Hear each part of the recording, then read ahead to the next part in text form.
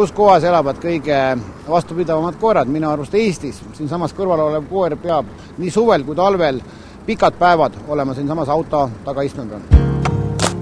Tallinnas Sõpruse puiesteel jäi Hiina söögikoha külastajatele silma üks maja ees seisev auto. Seda mitte sellepärast, et tegu oleks silmi pimestava plekist iludusega, vaid põhjus peitus hoopis milleski muus. Päevi näinud rohelises Peugeots istus üks õnnetu retriiver ja seda juba teist päeva. Nii vähemalt arvasid hoolivad inimesed, sest ka päev varem nägid nad sama masinat koos koeraga sealsamas seismas.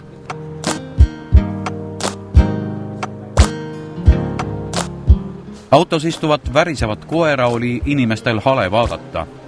Lisaks nägi koer ka kole niru välja. Kardeti, et kui loomake tõesti juba 2 päeva söömata joomata külmas autos pidi passima, siis ehk hakkab ka vaesekese tervis lõpuks üles ütlema.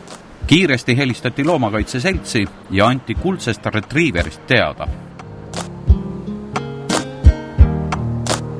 Loomakaitsetele tuli Mustamäel seisev roheline auto tuttav ette.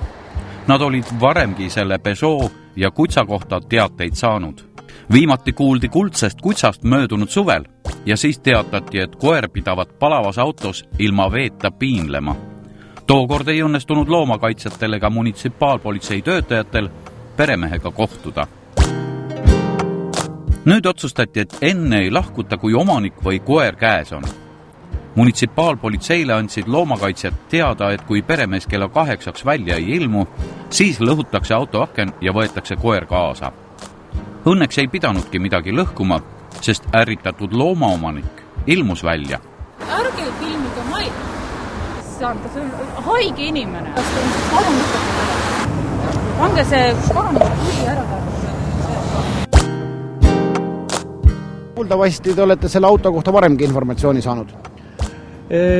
On jah laekunud, aga esimest korda siis nagu tabasime selle auto otsest sündmuspaigal. Omaniku saime kätte küll ja omanik ütles, et 2 päeva järjest ta siin ikka olnud ei ole, et see info päris tõele ei vastanud, et ta ikka viib selle koera ära. Aga see nüüd, et ta on siis pikk päev 8 tundi siin autos, see vastas tõele? Seda, et ta autos on jah pikka päeva, kui seda ikka on olnud, jah. Proua Lii väitis valjuhäälselt, et enda arust pole ta millegi vastu eksinud ja et tema hoolitseb oma kutsade eest korralikult. Ma ise arvan küll, et koeral pole häda midagi, kui ta nüüd talle näkku vaatate. Aga siin väideti suisa, et kas see vastab tõele, et ta on 2 päeva siin autos olnud? Ei ole. Ma ei jäta autot ja ööseks siia, ma käin autoga tööl. Ja ma ööseks siia ise ei jää ja ma sõidan ööseks ise koju. Koer sööb 1 kord päevas ja elu näitab seda, et autos reeglina ei joo. Isegi kui me oleme näitustel käinud või midagi sellist, et nad seda ei tee ja kui vaja, ta joob mul hommikul ja õhtul. Selgus, et 8-aastane retriiveri poiss ei pidanudki 2 päeva autos vangis sitsima. Ta saanud ikka vahepeal süüa juua ja koju ka. Loodetavasti 20 aastat koertega tegelenud inimene oma hoolealuseid ikka armastab ja annaks jumal, et koerapidamise ainus eesmärk pole vaid kutsikate vorpimisega pappi kokku ajada. Me sõidame, me käime, me oleme kogu aeg koos. No jaa, aga ikkagi pikk päev, 8 tundi, päevast päeva. Mis see siin ei ole nii väga päevast koos ei ole ju? Ei ole päevast päeva. No eile oli. Kas aga selline koera kasvatamine autos on ikka normaalne? Kindlasti ei ole nüüd auto selline koht, mis asendaks koerale kuuti või muud sellist elamist ja ausalt öeldes 1. jaanuarist kehtima hakanud lemmiklooma pidamise tingimusi sätestava määruse valguses ei ole ka koera autos pidamine kuidagimoodi õigustatud.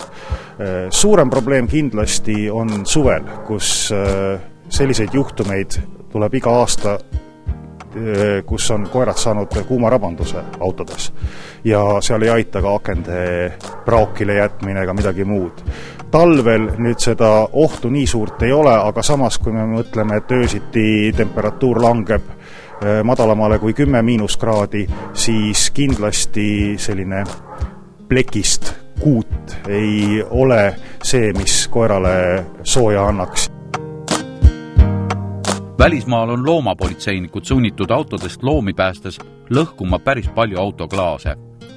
Loodetavasti on kainelt mõtleval Eesti inimesel taipu klaasikilde vältida ja ta leiab oma hoolealusele kuudiks palju sobilikuma koha kui auto.